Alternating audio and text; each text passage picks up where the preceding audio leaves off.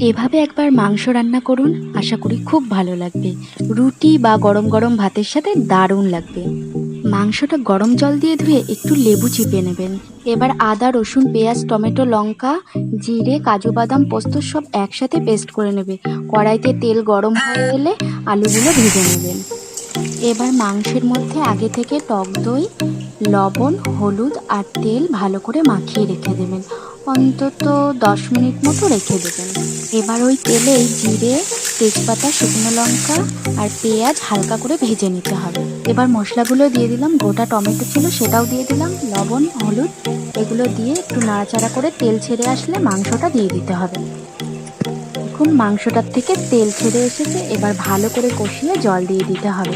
মাংসটা 80% রান্না হয়ে গেলে ওর মধ্যে ক্যাপসিকাম দিয়ে দেবেন। লাস্টে ধনেপাতা ও মিট মশলা দিয়ে নামিয়ে গরম গরম পরিবেশন করুন মাংসের এই রেসিপি।